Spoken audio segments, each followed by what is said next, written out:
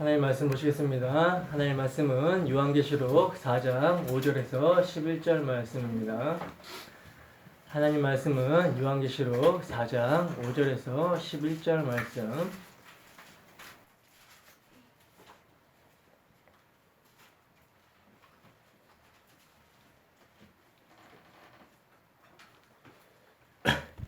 다 찾으셨으면 우리 함께 한 목소리로 합독합니다. 시작. 보좌로부터 번개와 음성과 우레소리가 나고 보좌 앞에 켠 등불 일곱이 있으니 이는 하나님의 일곱 영이라. 보좌 앞에 수정과 같은 유리바다가 있고 보좌 가운데와 보좌 주위에 네 생물이 있는데 앞뒤에 눈들이 가득하더라. 그 첫째 생물은 사자 같고 그 둘째 생물은 송아지 같고 그 셋째 생물은 얼굴이 사람 같고 그 넷째 생물은 날아가는 독수리 같은데 네 생물은 각각 6날개를 가졌고 그 안과 눈 주위에는 눈들이 가득하더라. 그들이 밤낮 쉬지 않고 이르기를 거룩하다 거룩하다 거룩하다 주 하나님 곧 전능하신 이여 전에도 계셨고 이제도 계시고 장차 오실이시라 하고 그 생물들이 보좌에 앉으사 세세토록 살아계시는 이에게 영광과 존귀와 감사를 돌릴 때에 24장로들이 보좌에 앉으신 이 앞에 엎드려 세세토록 살아계시는 이에게 경배하고 자기의 간을 보좌 앞에 드리며 이르되 우리 주 하나님이여 영광과 존귀와 권능을 받으시는 것이 합당하오니 주께서 만물을 지으신지라 만물이 주의 뜻대로 있었고 또 지으심을 받았나이다 하더라. 아멘. 잠깐 기도하겠습니다. 하나님 아버지, 이 시간 우리가 말씀을 듣고자 합니다.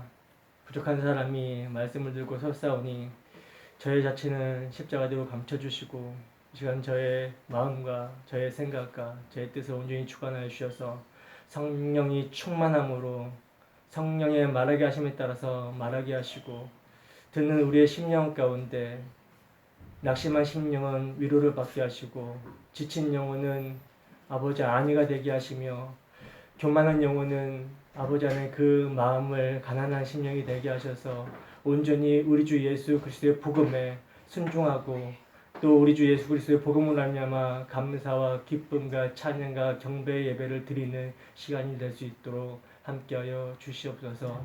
감사드립니다. 거룩하신 예수님 이름으로 기도드립니다. 아멘. 엎드려 경배할 수 있게 하신 은혜. 엎드려 경배할 수 있게 하신 은혜라는 제목으로 하나님 말씀 증거하도록 하겠습니다. 여러분, 우리는 지난 시간에 사도 요한의 두 번째 환상을 살펴보면서 하늘의 열린 문이 무엇인지 또 그 열린 문을 통해 하늘의 영광이 어떻게 드러나고 있는지를 성경을 찾아 참고해 보면서 확인할 수가 있었습니다. 그런데 여러분, 하늘의 문이 왜 닫히게 되었죠? 왜 닫히게 되었습니까? 아담 안에서 범죄하였기 때문에 아담이 불순종함으로 범죄하여 닫히게 되었죠. 범죄하기 전에는 뭐예요? 늘 하늘의 문은 열려 있었고 하나님과 동행하며 하나님으로부터 오는 생명력을 받아 누렸었어요. 그러나 범죄한 이후에는 하나님께서 아담을 에덴 동산에서 내쫓으셨습니다. 이건 뭡니까? 하나님께서 죄와 함께할 수 없다는 사실을 보여주고 있는 거라는 거죠. 죄 있는 상태에서 하나님과 함께하게 되면 하나님께서 어떤 속성을 가지고 계시죠? 하나님께서는 공의의 속성을 가지고 있기 때문에 죄 있는 인간을 진멸하셔야 된다는 거예요. 그렇기 때문에 인간을 내어 쫓으신 것은 뭡니까? 여러분, 하나님의 은혜라는 거죠. 그리고 더욱더 큰 은혜는 뭐예요? 인간을 내쫓으신 것도 은혜인데 더욱더 큰 은혜는 뭡니까? 하나님께서는 범죄한 아담에게 범죄하자마자 약속을 주셨다는 거죠. 어떤 약속입니까? 여자의 후손을 통해 그를 구원하실 것이라는 약속을 주셨다는 거예요.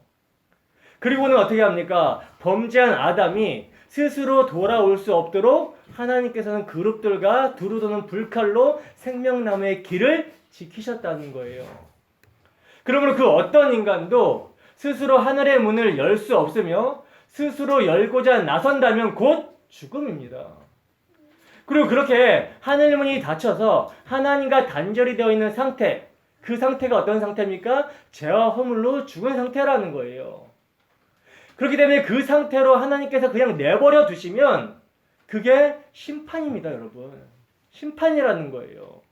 근데 은혜로우신 하나님께서는 범죄한 인생 가운데 있는 자들 중에 창세전에 택하신 어떤 자들은 살려내셔서 하나님의 은혜를 찬송할 자로, 긍휼을 베풀 자로 작정하셨다는 거예요. 바로 그들에게만 믿음을 주셔서 하늘이 열린 것을 보게 하시는데, 어떻게 열어서 보게 하시냐면 당신의 아들을 화목제물로 보내셔서 그들의 죄를 없이 하시는 방법으로 여셔서 보게 하신다라는 거죠. 그러므로 하나님의 아들이 우리의 죄를 위해 화목제물이 되었다라는 그 말씀이 선포가 될 때 성령께서 죄와 허물로 죽은 자들을 살리시게 되면 그 말씀이 들려지게 되고, 그들은 자신들의 죄를 위해 대신 저주받은 바 대신 그 예수님께서 몸짓고 피 흘려주심의 은혜를 믿음으로 예수 그리스도의 십자가가 유일한 하늘의 문이 된다는 사실을 알게 된다는 거예요. 예수님께서 하늘의 지성소로 가는 길을 여시고자 자신이 휘장이 되어 찢겨지심으로 말미암아 새롭고 산 길을 여신 거란 말입니다.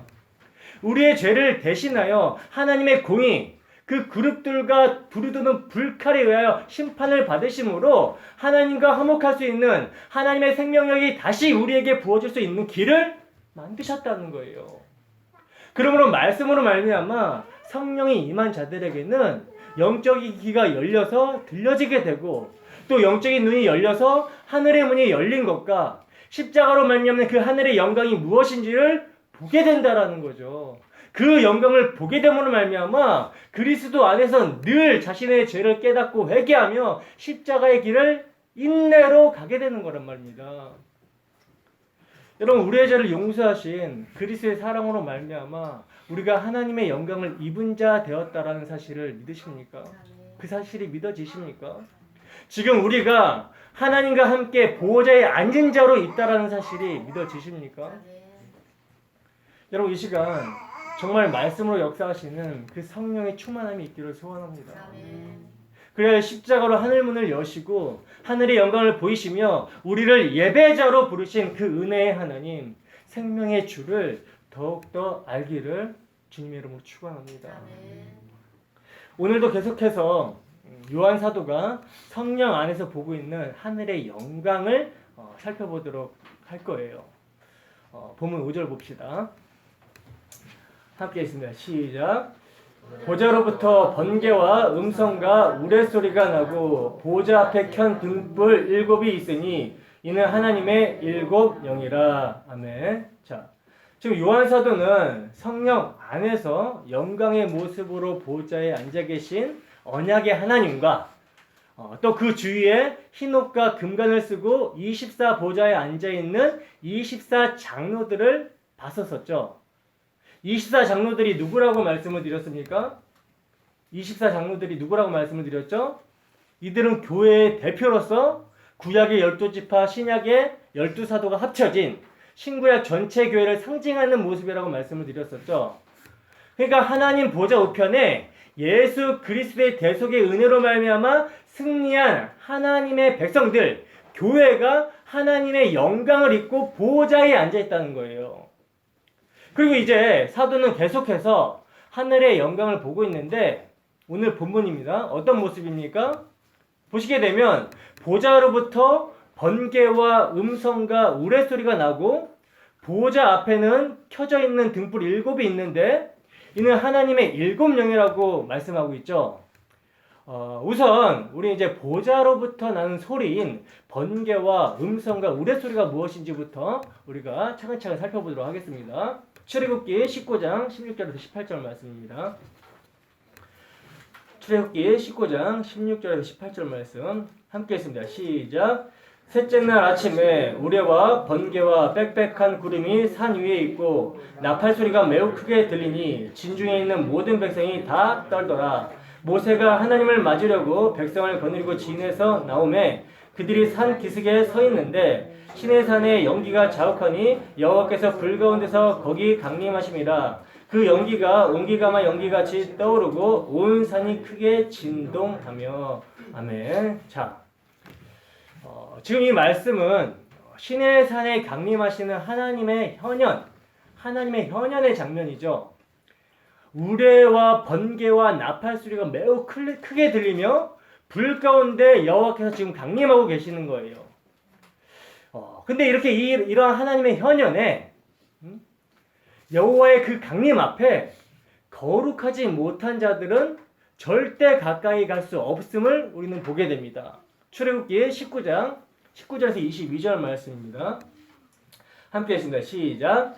나팔 소리가 점점 커질 때 모세가 말한즉 하나님이 음성으로 대답하시더라. 여호와께서 시내 산 곧 그 산꼭대기에 강림하시고 모세를 그리로 부르시니 모세가 올라가매 여호와께서 모세에게 이르시되 내려가서 백성을 경고하라. 백성이 밀고 들어와 나 여호와께 와서 보려고 하다가 많이 죽을까 하노라. 또 여호와께 가까이 하는 제사장들에게 그 몸을 성결하게 하라. 나 여호와가 그들을 칠까 하노라. 아멘. 자, 여러분 보세요. 거룩하신 하나님의 현현이 우레와 번개와 나팔 소리와 같은 음성과 불로 지금 나타나고 있죠. 나타나고 있어요. 그런데 여러분 교회가 이런 하나님의 보좌 앞에 함께 앉아 있다는 거예요. 여러분 우리의 신분이 어떤 신분인지 아시겠습니까? 우레, 번개, 나팔, 나팔 소리, 불 이거 뭐예요? 여러분 심판의 하나님을 상징하고 있는 표현이거든요. 근데 이러한 하나님의 현현 앞에서 죄와 심판은 저주를 받는다는 거예요. 그러나 구원을 얻는 자들에게는 어떤 소식이 되는 겁니까? 기쁜 소식이 된다라는 거죠. 더할 수 없는 복이 되는 것입니다. 우리가 어떻게 이 심판의 하나님과 함께 할 수 있는 진멸당에 마땅한 우리가 어떻게 함께 할 수 있는 자가 되었는가? 이게 기쁜 소식이라는 거죠. 그래서 일곱 나팔의 재앙이 일어날 때 일곱 대접의 재앙이 일어날 때도 똑같이 번개와 우레와 같은 음성이 등장하고 있다는 거예요. 그 재앙은 하나님의 백성들에게는 뭡니까? 은혜로 부르시는 부르심이 되지만 죄인들에게는 뭐가 돼요? 무시무시한 심판이 되는 거라는 거죠. 확인하고 넘어갑시다. 계시록 8장 5절 봅시다.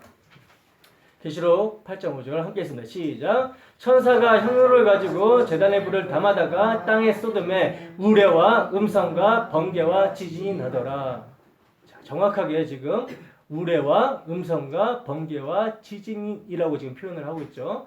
일곱 번째 나팔을 불 때도 어떤 일이 일어나는지 보겠습니다. 계시록 11장 19절입니다. 함께 했습니다. 시작.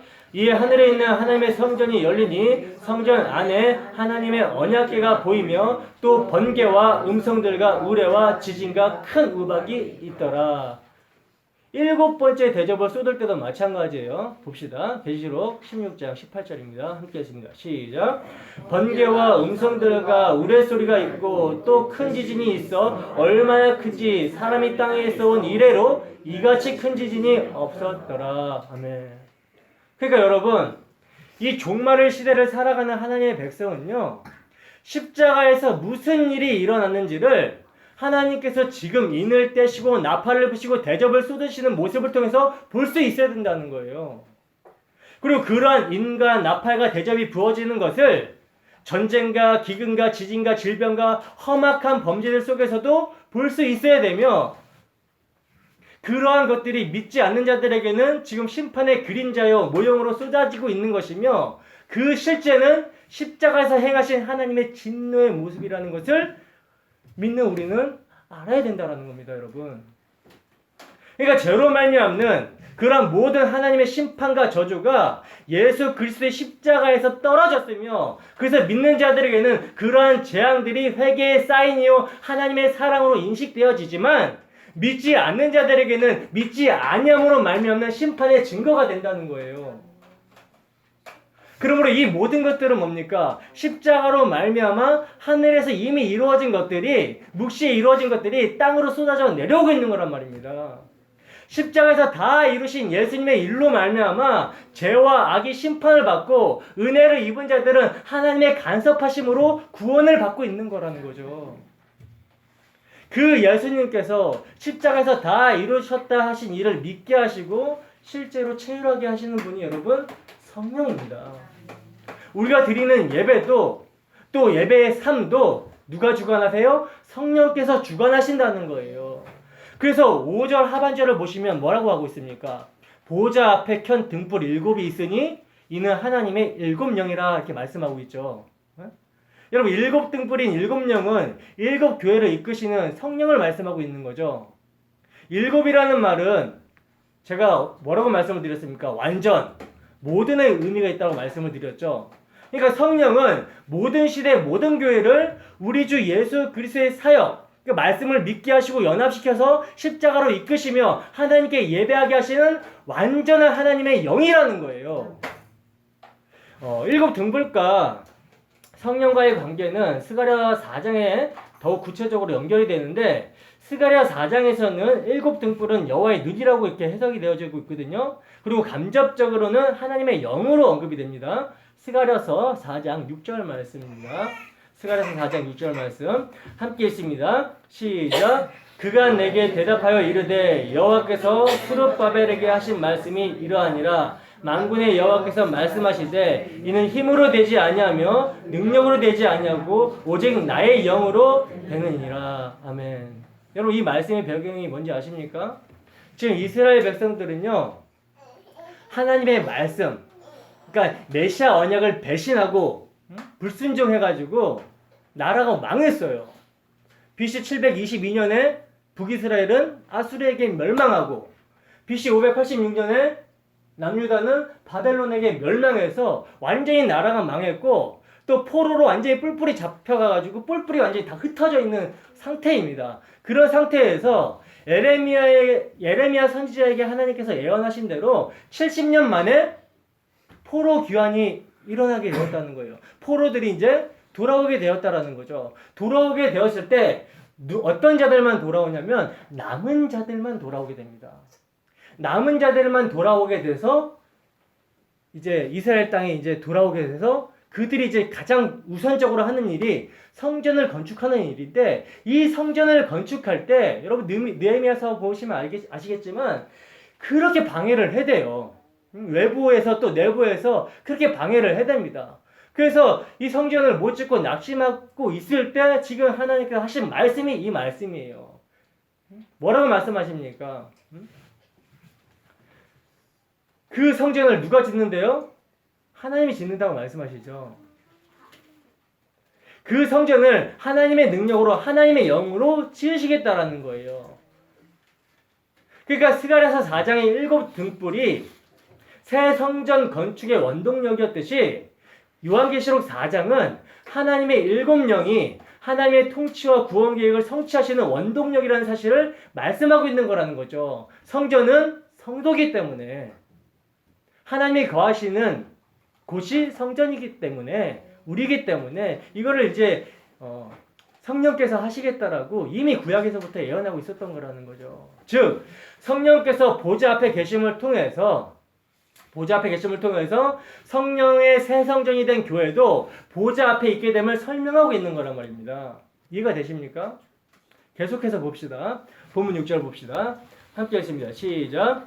보좌 앞에 수정과 같은 유리 바다가 있고 보좌 가운데와 보좌 주위에 네 생물이 있는데 앞뒤에 눈들이 가득하더라. 아멘. 자, 지금 보시면 보좌 앞에 뭐가 등장하고 있어요?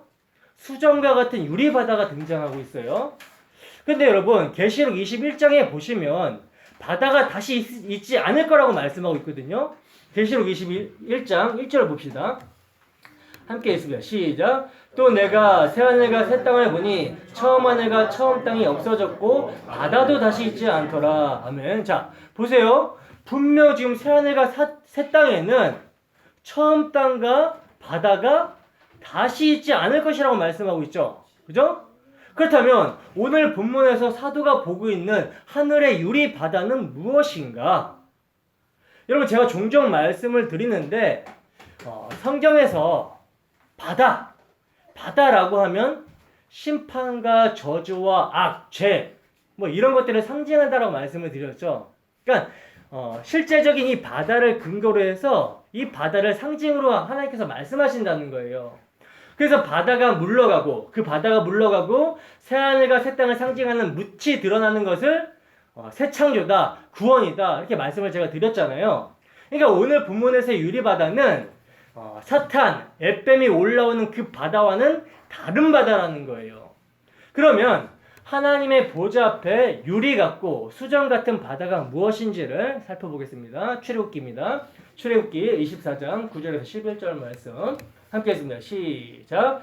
모세와 아론과 나답과 아비후와 이스라엘 장로 70인이 올라가서 이스라엘의 하나님을 보니 그의 발 아래에는 천국을 편듯하고 하늘같이 청명하더라. 아멘. 제가 이 말씀을 공동 번역으로 다시 한번 읽어드릴게요. 그들은 거기에서 이스라엘 하나님을 배웠다. 그가 딛고 계시는 곳은 마치 사파이아를 깔아놓은 것 같았는데 맑기가 하늘빛 같았다. 여러분, 하나님의 보좌 앞에는 항상 청명한 바다와 같은 하늘이 펼쳐져 있다는 거예요, 지금. 근데 여러분, 성막을 보시면 하나님의 보좌, 성소로 들어가는 길에 무엇이 놓여져 있습니까? 뭐가 놓여져 있죠? 번제단과 성소 사이에 뭐가 있죠? 뭐가 있어요? 물두멍. 그 보좌 앞에 물두멍이 어떻게 만들어지는지 한번 봅시다. 출애굽기 38장 8절 말씀 읽습니다. 시작. 그가 노스로 물두멍을 만들고 그 받침도 노스로 하였으니 곧 회막문에서 수종드는 여인들의 거울로 만들었더라. 아멘. 자, 여러분, 유리바다, 지금 유리바다와 거울로 만든 물두멍, 뭔가 이렇게 연관이 있을 것 같지 않습니까? 그죠? 그러면 이제 솔로몬의 성전에 물을 담는 기구를 만드는 장면 한번 보고 갑시다. 열왕기상 7장 23절에서 24절 말씀입니다. 함께 하겠습니다. 시작. 또 바다를 부어 만들었으니 그 직경이 10규빗이요 그 모양이 둥글며 그 높이는 5규빗이요 주위는 30규빗줄을 두를만 하며 그 가장자리 아래에는 돌아가며 박이 있는데 매 규빗에 10개씩 있어서 바다 주위에 둘렸으니 그 박은 바다를 부어 만들 때에 2줄로 부어 만들었으며. 아멘. 보시면 지금 솔로몬이 물두멍처럼 지금 뭘 만들고 있습니까? 물을 담는 기구를 만들고 있죠. 물을 담는 기구를 만들고 있는데 그 물을 만든 기구를 만드는 표현을 어떻게 표현하고 있어요? 바다를 부어 만들었다라는 표현을 지금 쓰고 있다는 거예요. 자, 이번에는 에스겔서 1장으로 가보겠습니다. 에스겔서 1장 22절입니다. 함께 하겠습니다. 시작. 그 생물의 머리 위에는 수정 같은 궁창의 형상이 있어 보기에 두려운데 그들의 머리 위에 펼쳐져 있고. 아멘. 자, 보시면 지금 에스겔서에서도 지금 우리가 본문에서 본 것처럼 네 생물이 나오고 있어요. 근데 그 생물 머리 위에 어떤 형상? 궁창의 형상인데 수정과 같은 형상이 있다라고 말씀하고 있죠. 세번역에서는 하늘 모양의 덮개 같은 것이 있는데 수정과 같은 빛이 나고 있다라고 그러거든요. 다시 본문 6절 봅시다. 함께 했습니다. 시작. 보좌 앞에 수정과 같은 유리바다가 있고 보좌 가운데와 보좌 주위에 네 생물이 있는데 앞뒤에 눈들이 가득하더라. 자, 보시면 오늘 본문에서와 똑같이 수정, 유리바다, 네 생물과 같은 단어들이 등장하고 있음을 보게 된다는 거예요. 이게 무슨 내용인지 창세기 1장으로 가서 봅시다. 창세기 1장 6절에서 7절 말씀입니다. 함께 읽습니다. 시작. 하나님이 이르시되 물 가운데 궁창이 있어 물과 물로 나뉘라 하시고 하나님이 궁창을 만드사 궁창 아래의 물과 궁창 위의 물로 나뉘게 하시니 그대로 되니라. 아멘. 여러분, 창조의 기사는요, 실제 역사를 통해서 하나님께서 복음을 계시하고 있는 사건이거든요. 그냥 창조만 계시하는 게 아니에요. 이 창조를 통해서 하나님께서 구속의 은혜를 계시하고 있는 거란 말입니다. 모든 성경은 예수님에 대해서 증거한다고 그랬죠. 구속의 은혜를 계시하고 있다는 거예요. 그러니까 복음의 원형이라고 할 수 있는 거라는 거죠. 그러니까 혼돈과 공허와 흑암과 물뿐이었던 곳에 빛이 들어와 어두움을 몰아내고 또 하늘 아래의 물이 사라지고 하늘 위의 물만 남게 되고 물이 물러가고 묻이 드러나는 첫째 날, 둘째 날, 셋째 날의 사건이 전부 다 예수 그리스도 안에서의 재창조의 사역을 계시로 담고 있는 거란 말입니다. 하나님의 계획을 담고 있다는 거예요. 그리고 넷째 날부터는 그 공허함을 채우시고 일곱째 날에는 드디어 안식에 들어가는 것이 바로 구속사, 복음의 내용이라는 거죠. 근데 이제 그 둘째 날 궁창이죠. 궁창 하늘이죠. 위의 물과 궁창 아래의 물로 지금 나누어지는 장면이 나오고 있는 거예요. 궁창 아래의 물을 뭐라 그래요? 바다라 부르고 있죠. 그리고 궁창 위의 물, 하늘 위의 물은 뭐라고 불러요? 그게 바로 오늘 우리가 읽었던 본문의 하늘에 있는 바다, 하나님의 보좌 앞에 있는 유리 바다라고 하는 거란 말입니다. 그러니까 짐승이 올라오는 마지막에 없어져 버리는 그 바다와는 다른 거라는 거죠. 창세기 1장 2절을 보시면 구원이 무엇인지, 새 창조가 무엇인지를 힌트하고 있는데 창세기 1장 2절입니다. 함께 읽습니다. 시작. 그 땅이 혼돈하고 공허하며 흑암이 깊은 위에 있고 하나님의 영은 수면에 운행하시니라. 아멘. 자, 여러분 에레미야서 4장에 보시면 찾지는 않겠습니다. 에레미야 4장 10절에 보시면 창세기의 그 창조 전의 모습, 그러니까 혼돈과 공허와 흑암, 이 모습을 죄인들의 상태로 묘사하고 있거든요. 에레미야 선지자가. 그러니까 이러했던 죄인들에게 찾아오셔서 그 혼돈과 공허와 흑암의 수면을 가르시고 새롭게 창조를 해내시는 것이 바로 재창조, 구원이다. 이걸 성경은 말씀하고 있는 거라는 거예요. 폭풍의 바다, 혼돈의 바다, 광란의 바다를 몰아내시고 수정과 같이 맑고 아름다운 유리바다로 만드시는 것이 바로 구원이란 말입니다. 그것을 누가 이루십니까? 예수 그리스도께서 이루셨다라는 거죠. 예수님께서는 공생애 때 이러한 복음을 이미 표적으로 보여주셨어요. 마태복음 8장 25절에서 26절입니다. 마태복음 8장 25절에서 26절 함께 읽습니다. 시작. 그 제자들이 나와 깨우며 가로되 주여 구원하소서 우리가 죽겠나이다. 예수께서 이르시되 어찌하여 무서워하느냐 믿음이 적은 자들아 하시고 곧 일어나사 바람과 바다를 꾸짖으시니 아주 잔잔하게 되거늘. 아멘. 폭풍의 바다를 이기시는 어떤 모습이에요? 천지의 주제이신 왕의 모습입니다, 여러분. 여러분 구약에서도 이러한 재창조의 모습이 나오는데 어디에서 나오죠? 죽음의 바다, 저주의 바다를 가르시고 마른 땅처럼 건너게 하셨던 사건, 어떤 사건입니까? 홍해 사건이죠. 바다가 물러가고 마른 땅, 새하늘과 새 땅이 드러나는 것이 바로 재창조라는 거예요. 그래서 예수님께서 무리를 거르셨던 거란 말입니다. 제가 자주 말씀드리지만 여러분 예수님의 표적은요 모두 복음과 하나님 나라를 설명하는 자기 계시, 셀프 계시라는 거예요. 그런 차원에서 보시면 성경이 쉽게 풀립니다. 자, 그렇게 죽음의 바다, 저주의 바다를 건넌 자들이요 출애굽기 15장에서 노래를 부르거든요. 무슨 노래를 부릅니까? 홍해 바닷가에서 그 유명한 모세의 노래를 부르죠. 근데 그 계시록 15장에 똑같은 노래를 부르고 있다는 거 아세요? 자, 계시록 15장 1절에서 3절 말씀입니다. 계시록 15장 1절에서 3절 함께 읽습니다. 시작. 또 하늘에 크고 이상한 다른 이적을 보매 일곱 천사가 일곱 재앙을 가졌으니 곧 마지막 재앙이라. 하나님의 진노가 이것으로 마치리로다. 또 내가 보니 불이 섞인 유리바다 같은 것이 있고 짐승과 그의 우상과 그의 이름의 수를 이기고 벗어난 자들이 유리바닷가에 서서 하나님의 검구를 가지고 하나님의 종 모세의 노래 어린 양의 노래를 불러 이르되 주 하나님 곧 전능하신 이시여 하시는 일이 크고 놀라우시도다. 만국의 왕이시여 주의 길이 의롭고 참되시도다. 아멘. 종합이 되십니까, 여러분? 자, 그러면 이제 이 내용을 종합해 보면 뭡니까? 오늘 본문의 유리바다와 거기서 찬양하고 있는 24장로들로 상징된 교회의 모습은 성경에서 그림자로 모형으로 보여주었던 완성된 하나님 나라에서 승리의 노래를 부르고 있는 교회와 그 승리를 주신 하나님께 모든 영광을 돌리며 하나님께 경배하고 있는 하나님 나라의 백성들의 모습이라는 거예요.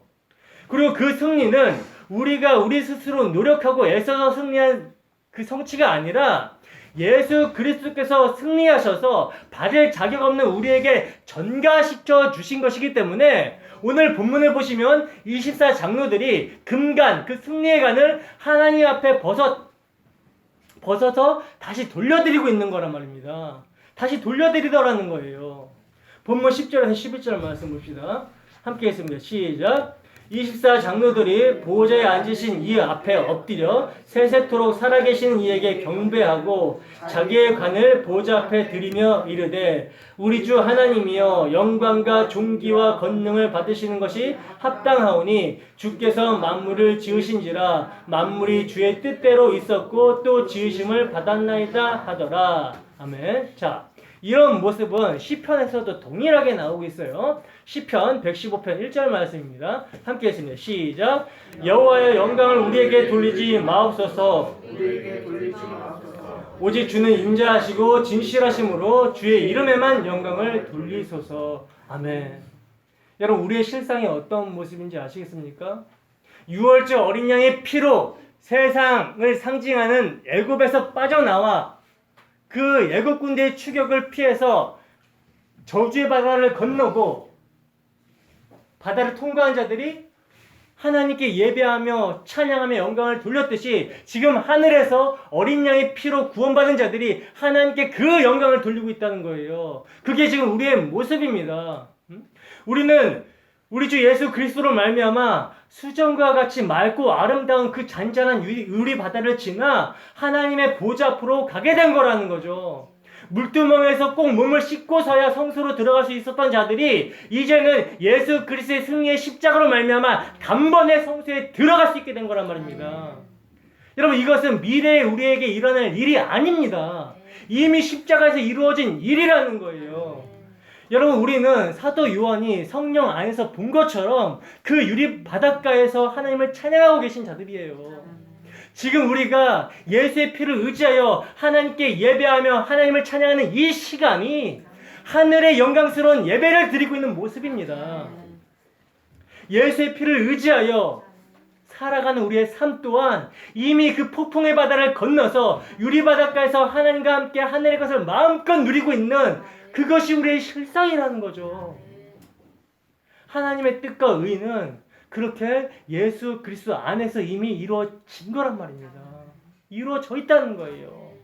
이제 그리스도인들에게는 혼돈과 공허와 흑암의 바다는 없어졌습니다. 계시록 21장에 다시 바다가 있지 않겠고는 바로 그 혼돈과 공허와 흑암의 바다를 이야기하고 있는 거라는 거예요.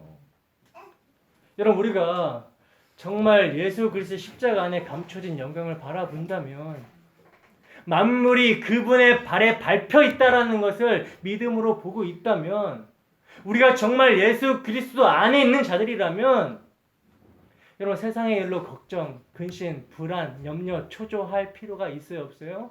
없다는 거죠.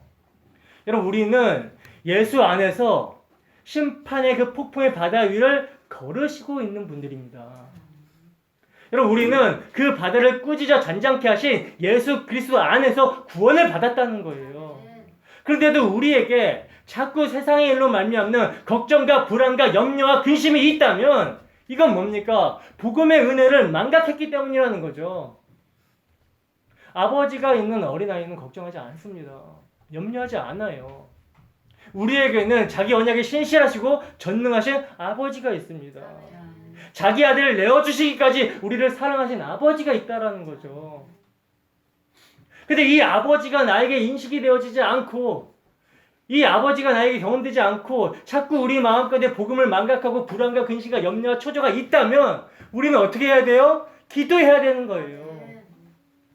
왜? 우리가 할 수 있는 것이 없으니까 기도해야 되는 거죠. 시편 46장 10절 말씀 봅시다. 시편 46편 10절 말씀 함께 했습니다. 시작. 이르시기를 너희는 가만히 있어 내가 하나님 됨을 알지어다 내가 열방과 세계 중에서 높임을 받으리라 하시도다. 아멘. 여러분, 세상의 폭풍이 우리를 흔들려고 할 때, 마귀가 우는 사자처럼 우리를 삼키려고 할 때 우리는 함께 흔들려서는 안 되는 겁니다. 가만히 있어. 흔들리지 말고 가만히 있어. 역사를 운행하고 다스리시는 하나님의 구원을 바라보라는 거예요. 여러분, 예수 안에서 세상의 모습을 보게 되면 찬양이 터져나오게 됩니다. 찬양이 터져나오게 된다는 거예요. 왜? 세상은 지금 심판의 모습이거든요. 우리는 예수 안에서 노아의 홍수 때 그 심판이 떨어지는 그 비가 막 쏟아지는 그 저주의 비가 쏟아지는 그 안에서 세상을 바라볼 때 어떤 모습입니까? 최악이죠. 그런 예수 안에 있다면 세상을 그렇게 보셔야 된다는 거예요, 여러분. 구원의 하나님을 바라보셔야 됩니다. 그 구원의 하나님을 바라보시게 될 때 찬양이 터져 나오는 거예요. 감사가 터져 나오는 거죠. 왜? 나도 저렇게 멸망해야 되는데 어떻게 내가 방주 안에 타가지고 예수 안에 있게 되었는가? 찬양이 터져 나오는 것이죠. 여러분, 성령 안에서 정말 십자가를 통해 하늘의 영광을 바라보며 예배하길 소원합니다.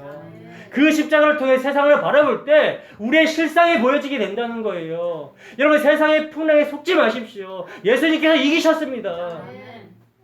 마지막으로 사도 요한이 본 네 생물에 대해서 살펴보고 마치겠습니다. 본문 7절에서 8절입니다. 본문 7절에서 8절 함께 하겠습니다. 시작. 그 첫째 생물은 사자 같고 그 둘째 생물은 송아지 같고 그 셋째 생물은 얼굴이 사람 같고 그 넷째 생물은 날아가는 독수리 같은데 네 생물은 각각 6날개를 가졌고 그 안과 주위에는 눈들이 가득하더라. 그들이 밤낮 쉬지 않고 이르기를 거룩하다 거룩하다 거룩하다 주 하나님 곧 전능하신 이여 전에도 계셨고 이제도 계시고 장차 오시리시라 하고. 아멘. 자, 보호자 앞에 네 생물이 지금 나오고 있는데 이건 여러분 사도 요한이 구약에서 인용한 말씀이거든요. 에스겔서 1장과 이사야서 6장에서 인용한 말씀이에요. 아까 네 생물 머리 위에 수정과 같은 궁창이 있었던 걸 봤던 에스겔서 1장으로 우리 다시 한번 가보겠습니다. 에스겔서 1장 4절, 5절, 10절 이렇게 우리가 함께 읽어봅시다. 시작. 내가 보니 북쪽에서부터 폭풍과 큰 구름이 오는데 그 속에서 불이 번쩍번쩍하여 빛이 그 사방에 비치며 그 불 가운데 단새 같은 것이 나타나 보이고 그 속에서 네 생물의 형상이 나타나는데 그들의 모양이 이러하니 그들에게 사람의 형상이 있더라. 그 얼굴들의 모양은 넷의 앞은 사람의 얼굴이요 넷의 오른쪽은 사자의 얼굴이요 넷의 왼쪽은 소의 얼굴이요 넷의 뒤는 독수리의 얼굴이니. 아멘. 보시면 뭡니까? 오늘 본문의 배경과 거의 흡사하죠. 네 생물이 나오고 있는데 이 네 생물을 에스겔서 10장에서는 뭐라고 표현하냐면 그룹이라고 설명해서 표현하고 있다는 거예요. 그룹. 자, 에스겔서 10장 14절에서 15절 말씀입니다. 에스겔서 10장 14절에서 15절 말씀 함께 했습니다. 시작. 그룹들에게는 각기 네 면이 있는데 첫째 면은 그룹의 얼굴이요 둘째 면은 사람의 얼굴이요 셋째는 사자의 얼굴이요 넷째는 독수리의 얼굴이더라. 그룹들이 올라가니 그들은 내가 그발 강가에서 보던 생물이라. 아멘. 자, 보시면 지금 에스겔 선지자가 그발 강가에서 이 생물을 봤었거든요. 그발 강가. 그러니까 1장에서 본 생물을 지금 그룹이라고 표현하고 있다는 거예요. 이사야서 6장으로 가봅시다. 이사야서 6장 1절에서 4절 말씀 함께 하시면 시작. 우시야 왕이 죽던 해에 내가 본즉 주께서 높이 들린 보좌에 앉으셨는데 그 옷자락은 성전에 가득하였고 스랍들이 모시고 섰는데 각기 6날개가 있어 그 둘로는 자기 얼굴을 가리었고 그 둘로는 자기의 발을 가리었고 그 둘로는 날며 서로 불러 이르되 거룩하다 거룩하다 거룩하다 만군의 여호와여 그의 영광이 온 땅에 충만하도다 하더라. 이같이 화답하는 자의 소리로 말미암아 문지방의 터가 요동하며 성전의 연기가 충만한지라. 아멘. 자, 우리가 지금 찾아 읽은 말씀을 종합해보면 뭐예요? 하나님의 보좌 앞에 그 생물은 바로 그룹, 스랍들을 가리키는 말임을 우리가 알 수가 있다는 거죠. 자, 그렇다면 왜 하나님의 보좌 앞에 그룹, 스랍이 있는 것인가? 여러분, 그 그룹, 스랍이 처음 등장하고 있는 곳이 어디입니까? 어디죠? 창세기 3장에서 인간이 타락했을 때 처음 등장하고 있죠. 자, 창세기 3장 24절입니다. 함께 읽습니다. 시작. 이같이 하나님이 그 사람을 쫓아내시고 에덴 동산 동쪽에 그룹들과 두루도는 불칼을 두어 생명나무의 길을 지키게 하시니라. 아멘. 보시면 하나님께서 그룹들에게 무엇을 하라고 말씀하십니까? 에덴 동산을 지키라고 말씀하고 있다는 거예요. 근데 여러분, 이 지금 스랍들에게 명령하신 이 일은 원래 누가 했어야 되는 일입니까? 원래 누가 했어야 되는 일이에요? 아담이 했어야 되는 일이라는 거예요. 창세기 2장 15절입니다. 읽습니다. 시작. 여호와 하나님이 그 사람을 이끌어 에덴 동산에 두어 그것을 경작하며 지키게 하시고. 아멘. 자, 여기서 지키다, 경작하다라는 말은요, 히브리어로 샤마르, 아바드라는 말이거든요. 샤마르는 보호하다, 세심히 돌보다라는 뜻이고, 아바드는 섬기다, 봉사하다, 예배하다라는 뜻인데, 이 단어들은 여러분 구약에 제사장들에게 반복되어서 사용되어졌다는 거예요. 그러니까 아담은 에덴 동산의 제사장으로 임명이 된 거라는 거죠. 여러분, 제사장의 직분이 뭡니까? 다른 이들의 죄를 짊어지고 중보자로서 자신이 하나님 앞으로 나아가서 용서를 받는 직분이죠. 그죠? 그리고 성전을 지키고 깨끗하게 해야 되는 직분이 제사장 직분이라는 거예요. 근데 첫 번째 아담은 하와의 죄를 짊어지고 하나님 앞에 나아가서 사죄하기는커녕 그 여자에게 모든 죄를 뒤집어 씌워버립니다. 실패해버린 거죠, 제사장의 직분을. 그리고 또 아담은요, 에덴 동산의 왕으로서 하나님의 선지자로 임명이 된 자였다는 거예요. 그래서 그는 왕이신 하나님께서 모든 피조물에게 자비와 은혜와 생명을 주시면서 섬겨주셨듯이 하나님을 대신한 봉신으로서 섬기는 자였습니다. 섬기는 자였다는 거예요. 근데 그 모든 직분에서 아담은 교만해져서 불신과 불순종함으로 실패해버렸죠. 그래서 인간은 죄로 말미암아 그 에덴에서 쫓아나게 되었고, 하늘에서 쫓아나게 되었고, 그룹들이 그 에덴을 지키게 된 거라는 거죠. 에덴은 하나님 나라의 모형입니다, 여러분. 그리고 또 어디에서 천사가 나옵니까? 또 성경에, 구약 성경에 어디에서 천사가 나오죠? 야곱이 형 에서를 피해서 삼촌 라반의 집으로 피신했다가 다시 가나안으로 들어오는 길목에 나타나시죠. 그래서 야곱이 예수님을 상징하는 그 천사와 씨름하고 이름이 바뀌잖아요. 그죠? 그리고 또 천사가 어디 나타납니까? 출애굽한 이스라엘이 요단강을 건너 가나안 땅으로 들어가는 그 초입에 여호수아에게 군대 장관의 모습으로 나타났어요. 여러분, 가나안은 어디를 상징합니까? 하나님 나라를 상징하죠. 그러니까 그곳에 들어가기 위해서는 반드시 뭘 통과해야 된다?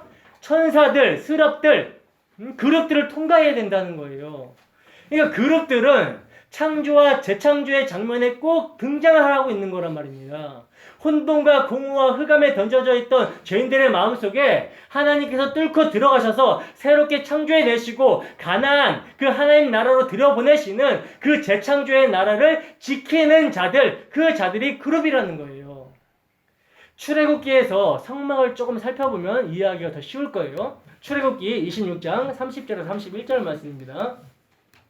출애굽기 26장 30절에서 31절 말씀 함께 했습니다. 시작. 너는 산에서 보인 양식대로 성막을 세울지니라. 너는 청색, 자색, 홍색 실과 가늘게 꼰 배실로 짜서 휘장을 만들고 그 위에 그룹들을 정교하게 수놓아서. 아멘. 자, 여러분, 모세가 시내산에서 받은 성막의 양식은요, 히브리서 8장에 보시면 하늘의 모형이라고 말씀하고 있거든요. 그러니까 지금 요한 사도가 보고 있는 그 하늘의 모형이 성막이에요. 성막.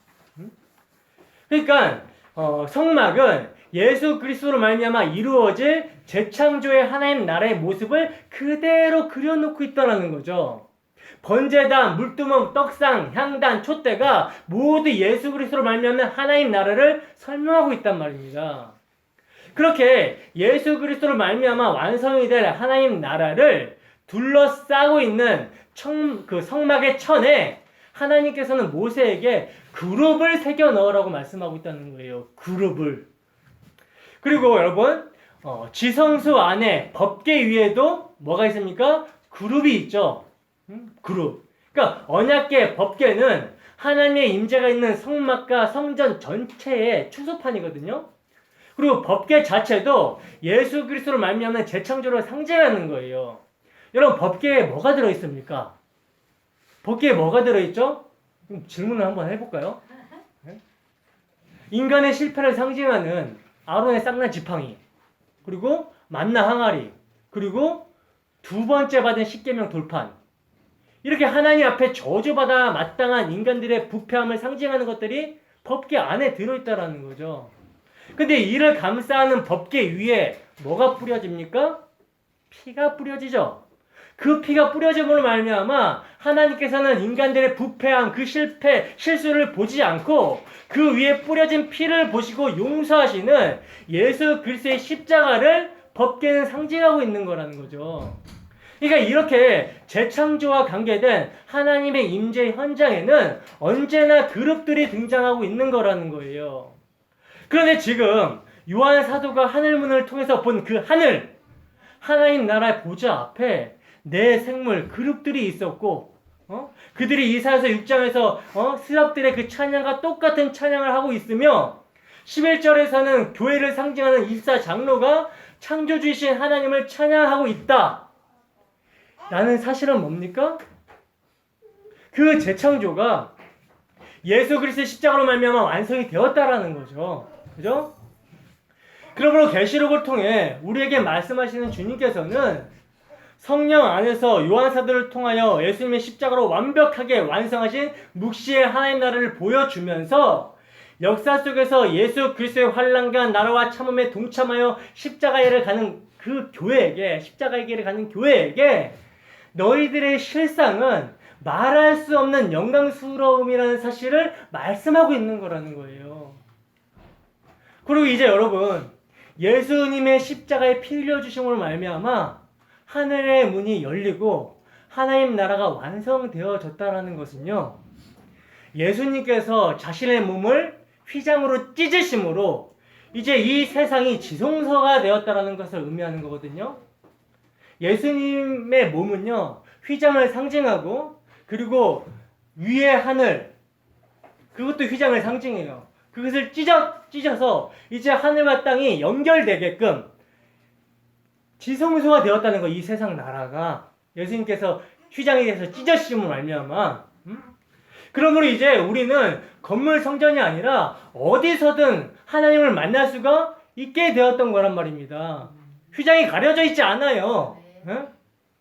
다른 말로 하나님을 예배하게 되었다는 거죠. 우리의 모든 삶이 이제 하나님과 함께하는 예배의 삶이 되었다는 거예요. 근데 여러분, 지성소에 하나님을 만나려면 뭐가 있어야 되죠?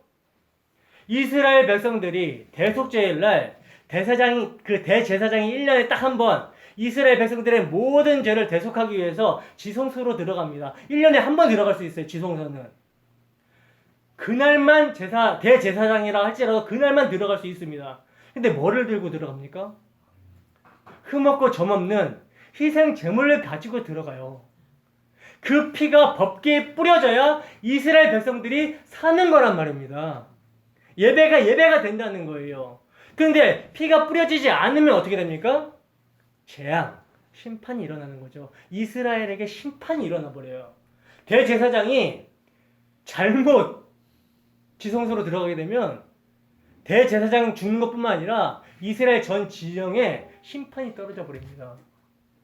그러면 이제 예수님의 십자가로 여러분 하늘문이 열리고 하늘과 땅이 연결돼서 이 세상이 지성소가 되었다라는 것은 뭐예요? 이제 거룩하신 하나님께서 임재하신다라는 것인데, 임하신다라는 것인데, 그 하나님께서 임하심으로 하나님을 만날 때 뭐가 필요합니까? 예수님의 속죄, 예수님의 피가 필요하다는 거예요.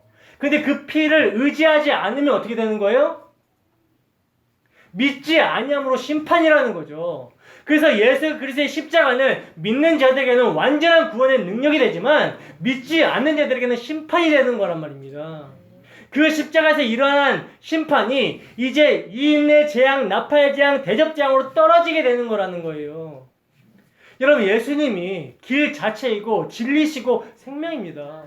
예수 없으면 심판이에요. 우리가 이렇게 함께 모여 예배하는 것은 세상에 대한 심판의 증거가 됩니다. 예수의 피를 의지하는 우리의 증인된 삶이 세상에 대한 심판의 근거가 된다는 거예요. 여러분, 우리와 같은 죄인이 용서함 받아 하나님께 옳다함 얻음은 예수의 피를 믿는 믿음이 주어졌기 때문에 하나님과 화목하게 되었다라는 거예요. 그 피를 증거함이 여러분 세상에는 심판입니다. 여러분, 우리에게 너무나 선명하고 분명한 복음이 망하는 자들에게는 가려져 있다는 거예요. 하나님의 영광의 광채가 보이지 않는다라는 거죠. 근데 여러분, 우리가 믿음 안에 있지만 사탄은요 계속 이 영광의 강체가 비치지 못하도록 계속 우리를 방해합니다. 하나님을 예배하는 삶을 살지 못하도록 그 영광이 보이지 않도록 그리스도의 십자가의 피를 멀리하도록 그렇게 방해한다라는 거예요. 그러나 하나님께서는 우리를 가만 내버려 두시지 아니하시고 십자가로 인도하시는 은혜가 있다라는 거죠. 그런 은혜가 우리에게 있어야 되는 거예요. 그런 은혜가 우리에게 있어요, 여러분. 믿음을 선물로 받아 귀가 열리고 눈이 열려서 십자가 안에 감춰진 영광을 바라볼 수 있게 되는 거란 말입니다.